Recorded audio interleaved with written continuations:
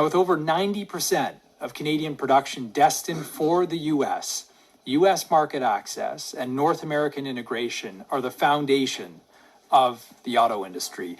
Diversification is not an option for automotive, as markets in Europe and Asia are better served by assembly plants in those regions. Canada's market alone is too small to justify large-scale manufacturing. Simply put, there is no Canadian auto industry without the U.S. The future of the industry and the hundreds of thousands of jobs that it supports requires securing our trade relationship. Hello everybody and welcome back to the Maple Conservative Girl. My name is Danica and today's episode is really about one question. What exactly is the Liberal government's economic plan? Because right now, we're all hearing that Canada is nowhere close to reaching a deal, a trade agreement with the United States. Workers in the auto industry are warning that they don't have much longer before jobs start disappearing. And instead of announcing a breakthrough, the government is offering loans to businesses. And at the very same time, the government says that immigration levels are not going to slow down.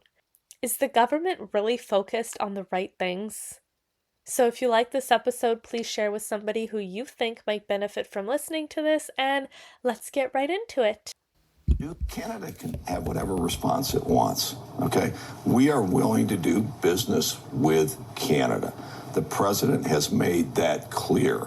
He embraced the agreement back in October for 5 huge sectors of this economy. If Canada wants to be hesitant, they can do that. But the other message that we send is very positive. We recognize the needs we have, okay? We need critical minerals. We've indicated to Canada, we think you're very much a natural partner. You're close by, you have lots of these, but if you don't want to sign an agreement with us, we understand. When I hear people saying that Canada doesn't need CUSMA or any deal with America, like we don't need those Americans, all I think is that their ego got the best of them. The fact that Canada is not really at the negotiating table should concern every Canadian. Mark Carney said that he was the one to deal with Trump. He said that he was good in a crisis. He said that we wouldn't see him unless we were in a crisis and that he was the guy that we needed to hire to get us out of this crisis. Well, this is a crisis. The United States is Canada's largest trading partner.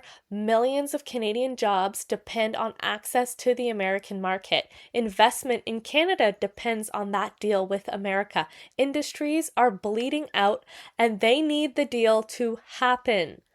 If negotiations are not progressing, that's not just a political problem, it's an economic problem. It's a society problem. Now, there are 3 different avenues that the CUSMA negotiations can go. Either renew and extend, which would obviously be the best case scenario because it would bring long-term security, but probably the least likely because they're not being serious about it. The second would be to cancel the thing completely, and the most likely that I think would be is that they would go ahead with CUSMA, but that the deal would be subject to yearly review, which brings uncertainty to investors, and basically you can kiss Canadian investment bye-bye in Canada because businesses do not like uncertainty. Investors do not like uncertainty. Workers do not like uncertainty. I mean, it is their jobs at risk. And the longer this drags on, the greater the risk that companies simply invest somewhere else. And I mean, it kind of makes me think about what the Sovereign Wealth Fund is for. Is Mark Carney going to bail out investors that are not making money with this Sovereign Wealth Fund? I mean, it's just something to think about, right? I mean, what is the Sovereign Wealth Fund for? And every time the trade situation that we are in with America arises in any press conference, whenever Carney is asked about CUSMA and where Canada stands in negotiations, Mark Carney sounds very flimsy.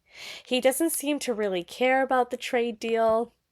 He doesn't seem to want one because instead of dealing with America, he's out in Europe and in China and sending his ministers to China, like Melanie Joly, to, quote, diversify, which is not going to help with anything.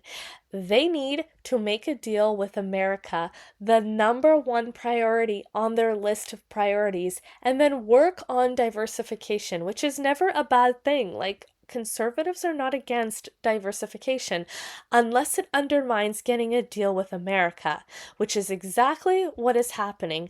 Anybody who thinks diversification can replace America does not understand the industries in Canada and what they are dealing with right now. It is, quite frankly, stupid to think that we can diversify and that we don't need CUSMA. It's ignorant. Like, the people who say that just have no clue. Hoekstra told CTV News on Tuesday that Canada and the U.S. aren't, quote, anywhere close in terms of a deal. You just spoke with the president yesterday. Do you agree? What I have seen with the president is that you're not close to make a deal and then you make a deal. I've seen that in different cases. It doesn't mean the deals are good deals, but it means being prepared, having done the work, knowing what you want. So both things can be true. The ambassador also said he believed that the next steps would really be at the president and prime ministerial level. I'm wondering if you agree with that. And also, I mean, you spoke a lot about your call being about the Middle East. How much did CUSMA play a role in your call? We didn't discuss CUSMA yesterday.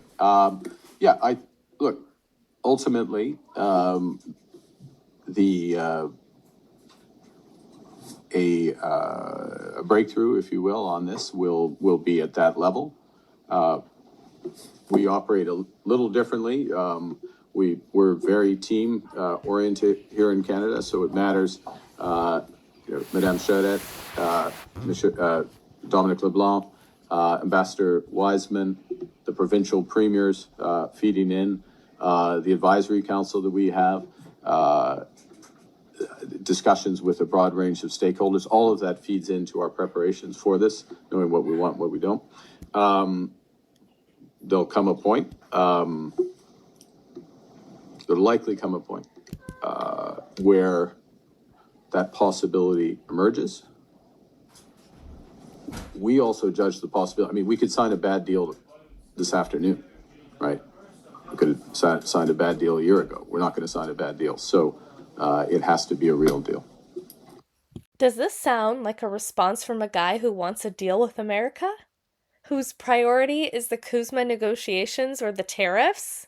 Pete Hoekstra basically said that America is waiting on Canada. The Mexicans have come out and said that Canada is not at the negotiating table and that they want to work with us. I mean, America wants to work with us. Obviously, it's just logical. But Canada, I've said it so many times, they do not want to deal with America. And I used to say that it was because Mark Carney wanted to rile up his base and get them all angry against Trump and like elbows up, and like that's how he won. He won on a fear basis, like Trump is gonna make us the 51st state and we have to elbows up against him and like we don't need those Americans and F them, you know? That's how he won. He won riding off this fear of Trump coming to annex Canada, which was never going to happen. But now, what is happening? Like, he already has his majority government. What is he actually trying to do? Because he is not prioritizing getting a deal with America. He is out diversifying, which it's so ridiculous. And saying, oh, we got this deal and that deal and 13 trade deals, when really they're not really full trade agreements. They're not full deals. They're MOUs to work in the future together. And like, it's bringing nothing to Canada. Like $5 billion of investment to Canada is, like I said in the last episode, worth 2 days of cross-border trade with America. Like 2 days is nothing. So like I said, they don't want to deal with America. It shows. And the elbows up people chanting with their like chicken wings flapping in the air, do these people really hate America so badly that they are completely okay with destroying our economy even further in the name of this dumb slogan? Or are they just really unaffected by everything wrong with Canada right now? They sit there and whine and complain and play victim about how Trump is a mean bully, but they put tariffs on every country, okay? They didn't single out Canada. You could disagree with the tariffs, but they're trying to shake things up and get renegotiations underway. And every single other country in the world, except for China and Canada, started negotiations with America. And they want to work with us. It's like, hello, like it's the only thing that makes sense. But is Carney even at the negotiating table? Is he serious about making a deal with America? It's quite surprising, to be honest with you, because if the United States is our largest trading partner by far, and Canadian jobs depend on that relationship, why wouldn't securing a future trade agreement be at the very top of this government's agenda? I'm sure there were many important issues discussed at the G7 meeting, but what kind of prime minister doesn't at least bring up CUSMA talks with the president of the country that we need a deal with? We need a deal with him. It's not that we want a deal, we need it. And I'll tell you what kind of prime minister does that. The kind who doesn't care about the people that he's supposed to represent. He cares more, in my opinion, what it seems to me, is that he cares more about traveling the world, bringing literally nothing of value to Canadians. It's all smoke and mirrors. He makes potential investment deals that don't even come close to trade with America. We need a deal with the States, whether we like Donald Trump or not. Sorry, but it's true. It's like, who cares if you don't like him, you know? Our industries are going to shut down. They are going to move to America, which is what Trump wants. It's so unbelievable and unfathomable to me that, like, how do the people with their elbows up in the air think that not getting a deal is standing up to America? No, it is crushing Canada. Their ego is just so big, like it doesn't even fit through the door. We deserve to know that protecting jobs and industries is front and center for this government. Domestic problems should be front and center for this government. It should be. Does it sound like trade with America is top of this government's mind? Now, let's listen to Poilievre's response, Poilievre actually goes to the industries, he listens to them, and he knows what they need. Nothing comes close to replacing America. They need a deal with America, and they need it fast. They need it yesterday. They needed it last year when Carney promised that he was going to get a deal last July. It's been a year. And Poilievre knows that they need a deal, and he's the only one, the Conservatives are the only one who would prioritize this relationship. He would be in Canada, on the ground, making Canada strong, building our leverage. He has a plan. Poilievre has a plan, and he has a good plan to get back on track with America, and the Liberals have nothing. But that Carney did not raise CUSMA with Trump. I wonder what you think of that and how you would have handled that conversation if you got the call from Trump to talk about NATO. Well, first of all, I hope they had a good call. We need a good relationship between our two countries. I definitely would have raised CUSMA. We have workers in aluminum, steel, autos, lumber who are losing their jobs. Just in British Columbia, they've lost 30 mills in the last decade. And these mills are literally the anchor of entire towns. Similar story in rural Quebec. We need the Prime Minister to get a good deal and fast. He promised he'd have one a year ago, but since that time, he's made a phenomenal amount of concessions while getting nothing in return. You know, I just find it incredible that he's made about 6 major concessions. Digital services tax, Netflix tax, removing counter tariffs, the defense spending, the list goes on and on. Many of those things needed to happen.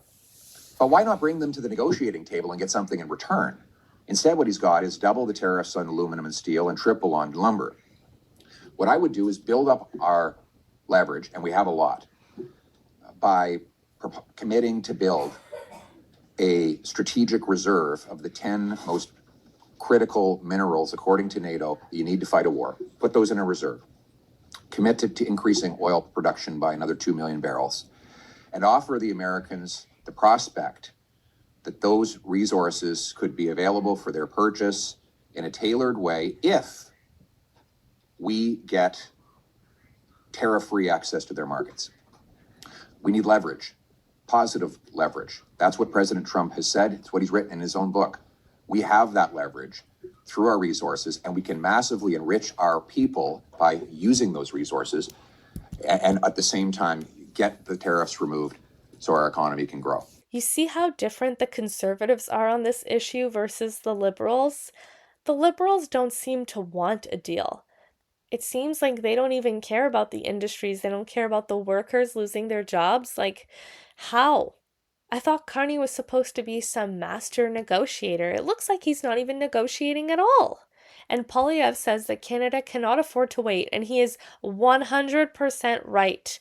Auto workers, steel workers, manufacturers, export businesses, they need certainty. And if the CUSMA deal gets subject to annual reviews, that's not good either. They need certainty, okay? These industries need certainty. They need a deal. They need a deal now. Not 6 months from now. Not next year. Today. Poilievre makes the case that trade negotiations aren't just about politics. They're not. They are about families, paychecks, the communities that depend on manufacturing. And when you lose manufacturing, okay, you lose it forever. Just picture all the ghost towns that will be popping up all over Canada if manufacturing moved down to the States. But elbows up, right? Like, have you ever been to a ghost town in Canada? I have. That's what's going to happen here in Canada. All over the place. Industries are on the front lines right now, and they are suffering. And the Liberals' plan? Melanie Joly's brilliant plan? What does it all include? A loan. With low interest rates, guys, to be paid back in 2 years. No worries, the interest rates are really low. A loan is not going to do anything, okay? It's not going to do anything. This is the most ridiculous plan that we've ever heard. The biggest Band-Aid. It does not solve the actual problems. They don't care about actually solving the core issues. They're never solved with the Liberals. Like, it is so insane. It's just Band-Aid on top of Band-Aid on top of Band-Aid through subsidies and bailouts. Just look at what's happening with the condo project, where the government is bailing out these condo developers and saying that they're going to make affordable housing. Please, it's a bailout. That's what it is. And Pierre Poilievre is right to call it out. They never solve the core issue. The issue isn't just that the steel is more expensive. Look at the tool and die industry.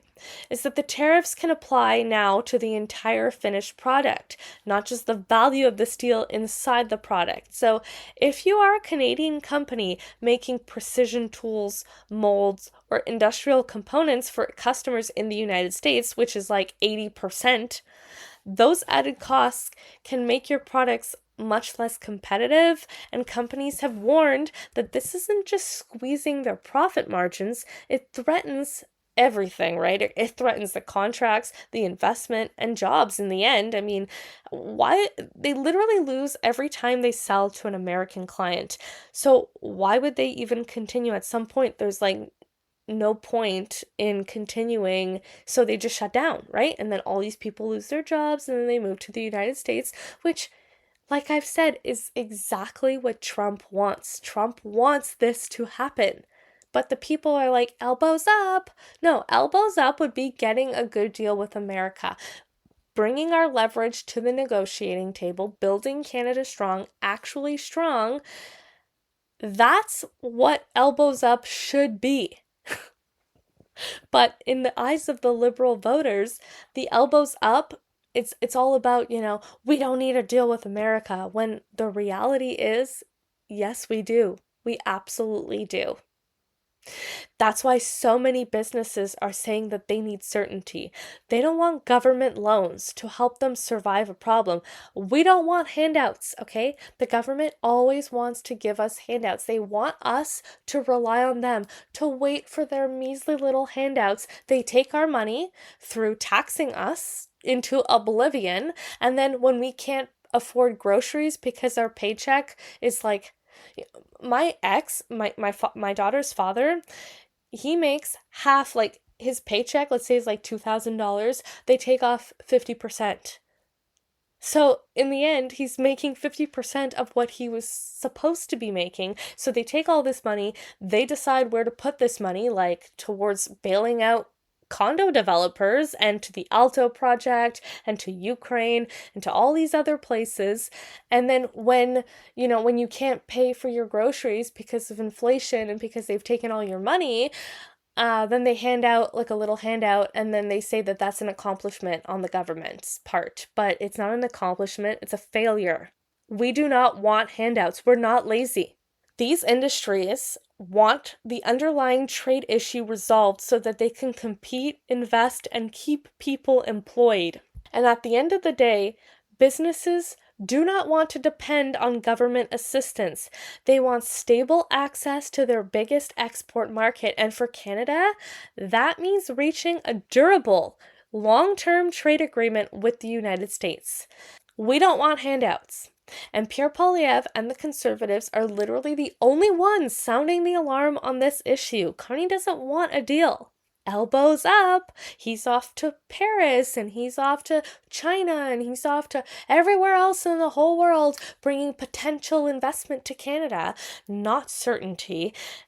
His diversification, even if he were to diversify, like actually make trade agreements around the world, it's still not enough. It's not enough. He needs a deal with America. And not only that, the whole going to China, bringing the 50,000 electric vehicles or 49,000 electric vehicles, which, remember when Carney was like telling Donald Trump, like, it's only 49,000, it's only 3% of car sales. Yeah, well, actually, it's like 30% of our EV sales in Canada. It's a complete joke because they will be so much cheaper than regular cars. Like, if you buy anything Chinese, everything is less expensive. I wonder why, right? But anyways, I advise everybody not to buy an electric Chinese vehicle. It literally looks like they're trying to undermine our auto industry while pretending that they're standing up for auto workers against that mean Donald Trump. Oh, we can't. Donald Trump is, unreasonable. And so we have to diversify. He's pushing us towards China. We have no choice. We have to diversify towards China. We have to bring in these electric vehicles because Donald Trump is unreasonable and we can't work with him. It's like, are you kidding me? Bringing in 30% of our EV sales at a cheaper price? Everybody's going to want to buy these electric vehicles because it's just going to totally push our auto industry deeper into its grave. And they say, we're doing this to stand up for our auto workers, when in reality, you're completely shoving them into their graves. That's literally what's happening. The only way that you can stand up for the auto workers and every other industry worker is to get a deal with America. And can you imagine if CUSMA doesn't go through? Like, what's going to happen? CVMA is the association that represents Canada's leading manufacturers of light and heavy-duty motor vehicles. Our membership includes Ford, General Motors, and Stellantis. CVMA members have been operating here in Canada for over 100 years, and in fact, we just celebrated our 100th year anniversary in 2026. They are responsible for most of the auto production in this country, having built over 100 million vehicles since 1945. And today, they're the largest employers, investors, and innovators in the auto manufacturing sector. Now, with over 90% of Canadian production destined for the U.S., U.S. market access and North American integration are the foundation of the auto industry. Diversification is not an option for automotive, as markets in Europe and Asia are better served by assembly plants in those regions. Canada's market alone is too small to justify large-scale manufacturing. Simply put, there is no Canadian auto industry without the US. The future of the industry and the hundreds of thousands of jobs that it supports requires securing our trade relationship. U.S. Section 232 tariffs on the automotive industry and Canada's retaliatory measures are doing enormous damage to the integrated North American auto supply chain. The total tariff bill is projected to reach U.S. $188 billion on auto manufacturers by the end of next year. As it stands today, it is more cost effective to build a vehicle in Japan or Germany and export it to the U.S. than to build a vehicle in North America for the U.S. market. Given our integration with the United States, the situation facing Canada is particularly acute. Tariffs levied on Canadian vehicles reached $5 billion in 2025. This is eroding the competitiveness of our domestic production and making it an increasingly difficult environment for automotive investment. So as we prepare for the CUSMA review, we're recommending the following actions, which we think will position Canada for success. Number one is to eliminate the Canada-China strategic partnership.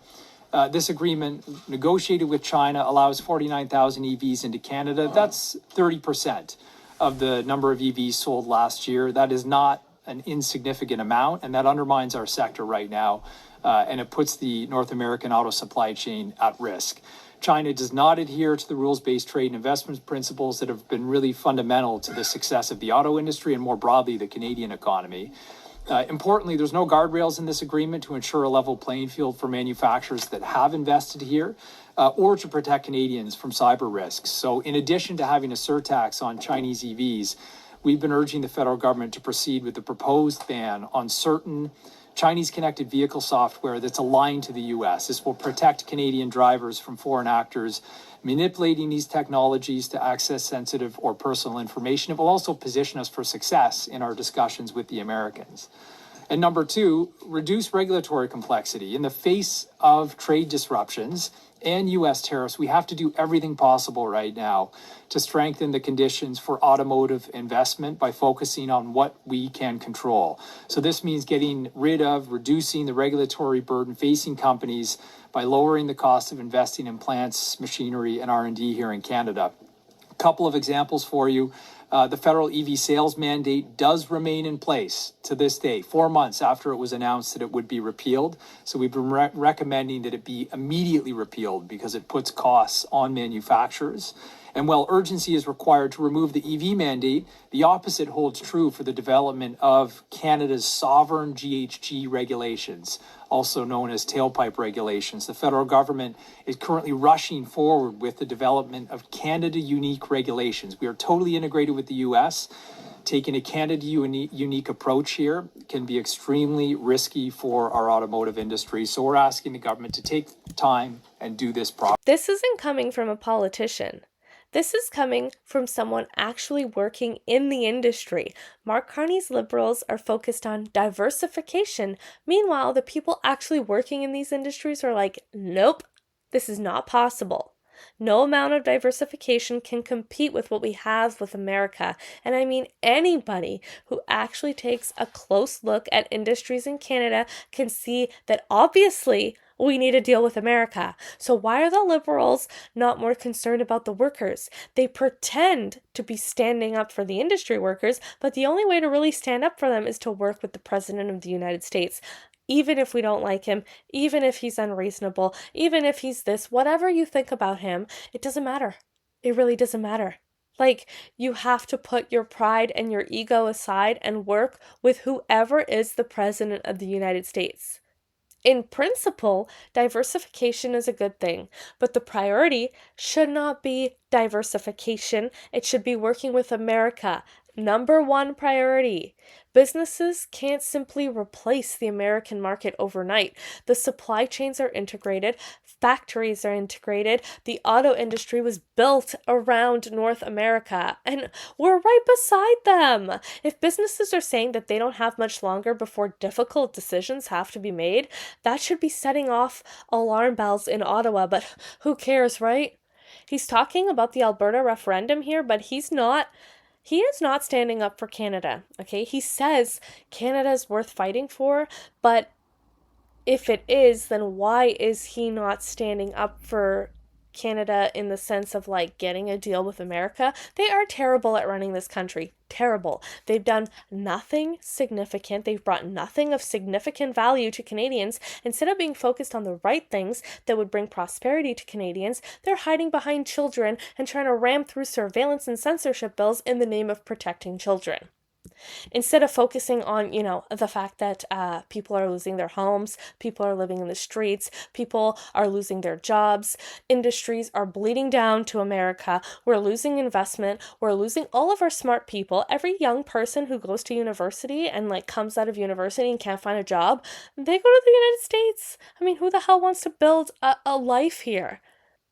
What we need to do is take the existing laws and standards that we apply to everyone else and modernize them to apply to tech companies.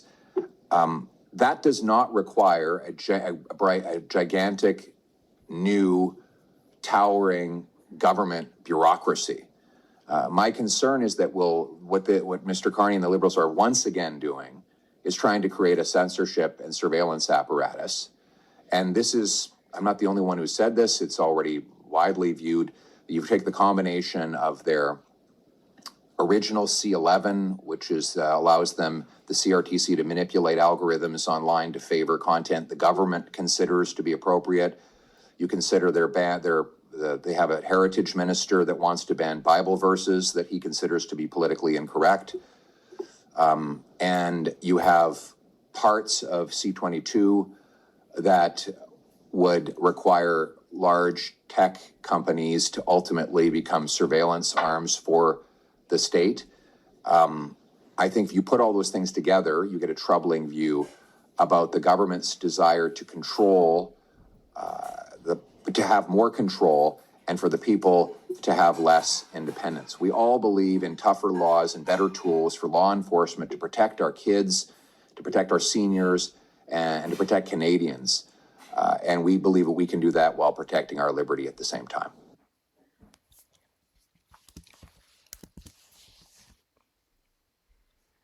Exactly. Doesn't it feel like the federal government is spending more time figuring out how to regulate Canadians rather than figuring out how to make Canadians actually safer? When I look at recent legislation, I see a pattern. We had Bill C11, which expanded the CRTC's role over online streaming services and sparked a major debate about how much influence the government should have over what Canadians see online. They always say, we need to push Canadian content. Why? Why? Like, just let the viewer watch what they want to watch. Then we've seen proposals on online harms and digital regulation, which would create new regulators, new powers, and new oversight over internet platforms, control, and power I argue the government should not have. And whether you support these bills or not, they all point in the same direction. More government involvement in our digital lives. And I think that we are asking the wrong question. The question that the government should be asking is not, how do we regulate more? The question should be, why aren't we focusing on the problems Canadians are dealing with every day? Like, just take a look at the crime in the streets. When people walk out of their front door, they're not worried about whether the government has another internet regulator. They're worried about whether their neighborhood is actually safe. They're worried about the DRUGS. They're worried about repeat violent offenders being back on the streets. They're worried about organized crime, auto theft. I know 4 people who've had their cars either stolen, vandalized, or broken into, and we're also worried about the price of groceries. And the Liberal voters always say, PP doesn't have a plan. But he does, they're just not listening. And Pierre Poilievre's message resonates with a lot of Canadians. His argument has consistently been that the government should spend less time regulating lawful Canadians and more time going after actual criminals. Just look at the Pew Pew buyback program, right? His focus has been on tougher bail rules for repeat violent offenders, stronger action against gangs and traffickers, and giving law enforcement the tools to target organized crime. Now, the police have come out and said that their hands are tied. There was one guy that came out a couple months ago who said that he hadn't even finished doing the paperwork, and the guy that he had arrested was out on bail. Now, we can all debate whether every conservative proposal would work exactly as intended, but the conservatives are not perfect, and priorities. That's what's important here. Priorities. If I had to choose between creating another federal regulator or putting more effort into getting violent offenders off our streets, I know where I'd put my focus. If I had to choose between expanding government oversight of online platforms or breaking up trafficking networks, what would you choose to focus on? Government has limited time, limited money, and limited political capital, but they all act like it's all unlimited, right? Taking advantage of us. Canada has some real, very real challenges right now. We need more homes. We need more economic growth. We are in a recession. We need to tackle the crisis. We need safer communities. We need to support police in dealing with organized crime. We need to deal with America. All these should be the issues that the government focuses on. The role of government isn't to increasingly supervise the everyday lives of us law-abiding Canadians. It's to protect Canadians from those who break the law while preserving the freedoms that define a democratic society. Stop trying to ram through bills with your unelected majority government, and why don't you actually start becoming the law and order party, not just pretending to be? We are in a nation-building era, and immigration will be central to that work. Our approach to immigration must be balanced and well-managed. It has to complement our domestic workforce, not replace it, while attracting and keeping the best talent from around the world. We will prioritize provincial and territorial needs.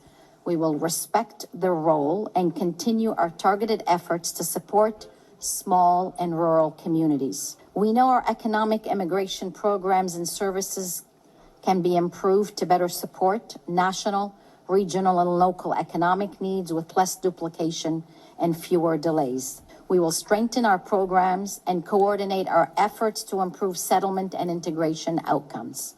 I live in rural Canada, and I think that there is a disconnect between what policymakers in Ottawa imagine rural communities to look like and what they actually look like. Rural communities are beautiful places to live, but many are already dealing with housing shortages, limited healthcare services. The closest hospital to me is literally 45 minutes away. There are doctor shortages. My family doctor, thank goodness I have one, is in the city, like an hour away.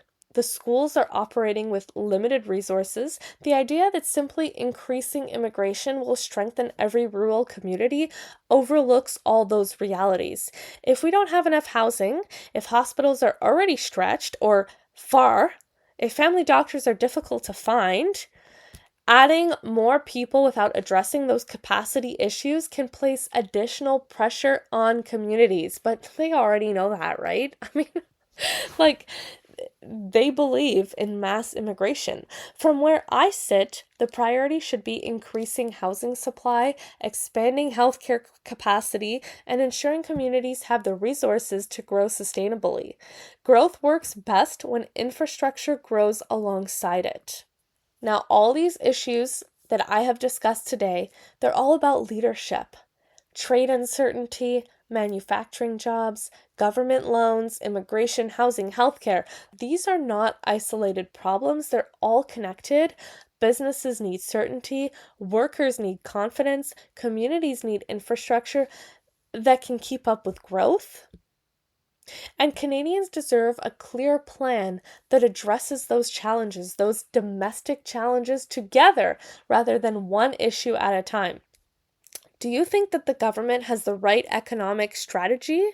Or do you think that Canada needs just a different direction? Because as a conservative, I think we honestly made the wrong choice in the last election, and I am praying for a conservative government because I don't think that my daughter will be able to have a good life here if we continue to have a liberal government in power. We need to get the conservatives in power. We have to, because it feels like we are literally in the process of losing this country, and the people who don't see it, who are cheering Mark Carney on, are getting mad at the people who are seeing it rather than getting mad at the people who are actually doing the harm. If you enjoyed this episode today, don't forget to like, subscribe, and share the video. And thank you for watching, and I will see you all in the next episode. Bye!